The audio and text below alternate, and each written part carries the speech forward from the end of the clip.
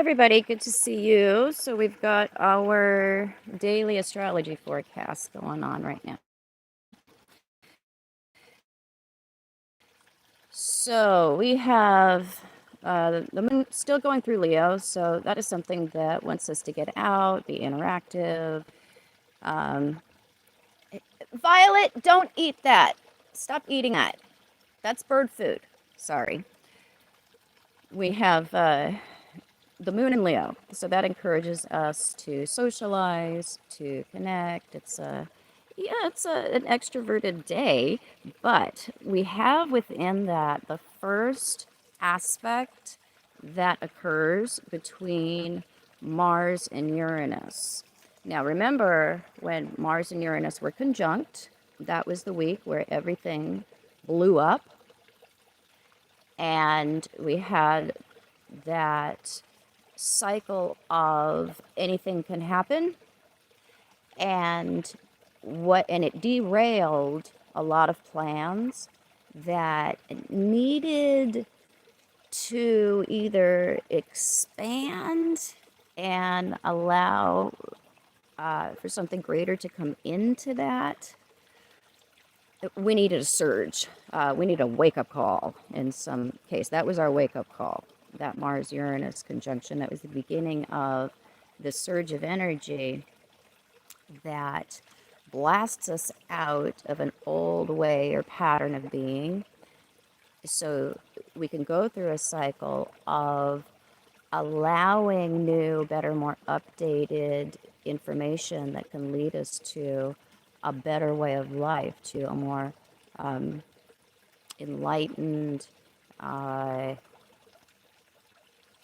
free way of life, where we are not caught in karmic patterns. We're not caught in past cycles that just keep repeating and repeating. So that was the blast into the stratosphere of something new. And it can come with very upsetting or unpredictable breakthroughs, behaviors, happenings. Now, today, we see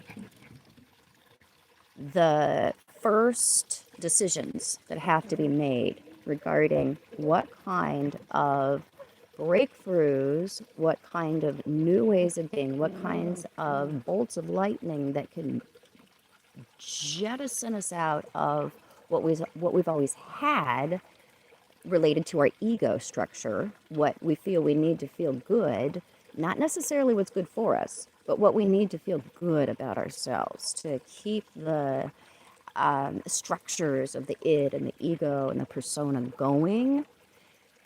Now, today, we see the first big decision point related to what happened, what occurred, what was that breakthrough, or what was that tear through the sky of normalcy for us.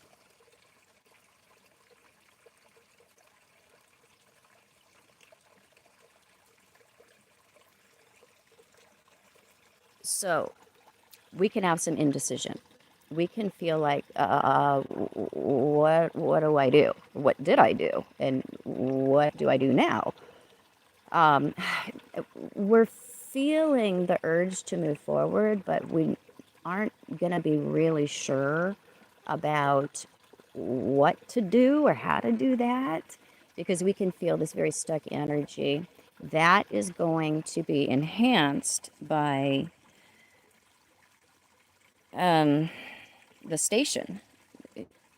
Uranus is stationing, turning retrograde tomorrow. So this adds this weight, this heaviness in what do I do going forward? And now there's some backtracking regarding that lightning bolt moment, the things that can bring us to a new vision and a new version of ourselves, because they are things that come into our life completely unpredictably and upset the status quo.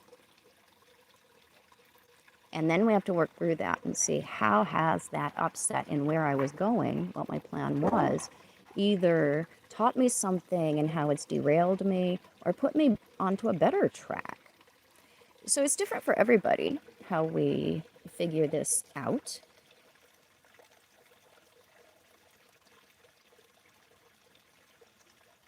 So it's something where we have to decide, all right, what's the best thing for me? Not necessarily not what is the best thing for the structures of my ego, not what is the best thing to protect myself against growth, but what is the best thing when it comes to what is really good for me. It might not be easy because anything worth doing is probably going to be hard. It may not be easy, but what do I do now when it comes to reclaiming my best path or my best self or getting out of these karmic cycles? How can I form a plan and then really start to apply myself to that, take the first steps, the very first step. So this is the decision point. We'll really start to enact that as the weeks and the months go by. So as Uranus stations and turns retrograde, we look at what do I need to do? We review. What do I need to do? What do I need to know in order to have me experiencing a more free version of myself or a more elevated life?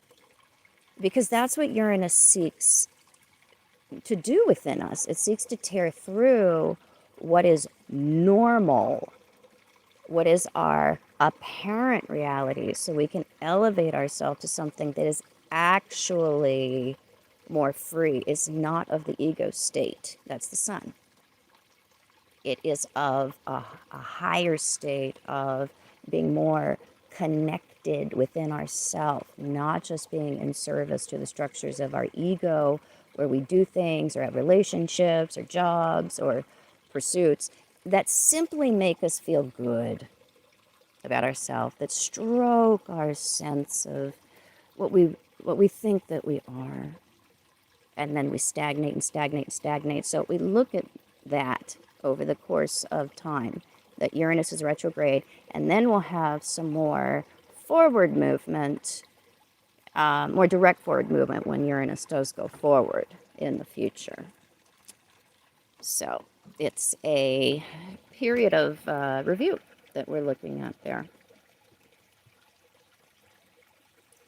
And yes, my transit course is still going on Wednesdays at 10 a.m. I will respond to you today and get you signed up for that if that's something that you're looking for. Let's see. Joelle, wondering about natal moon, Venus conjunction and aspect to transiting outer planets. Trine Uranus, Pluto, opposite Neptune. All right. So moon, Venus conjunction in a trine to Uranus and Pluto's. Okay, we are going to be learning some easier lessons when it comes to moving out of our past stagnation or past codependency issues, because we can really wrestle with codependency. And we have Moon Venus conjunctions or difficult aspects. And then in that opposition to Neptune, we have to really watch out for being deluded. Watch out for falling into any romantic traps or anything that's going to keep those structures of codependency going. That can be a very painful time when it comes to getting into relationships that seem to offer you everything, but ultimately what they're offering you is a terrible lesson in illusion and then disillusionment that can get you back on the right track to having a more real, grounded, focused, healthy, authentically spiritual relationship. So I will check you guys out tomorrow. That's what I got for today.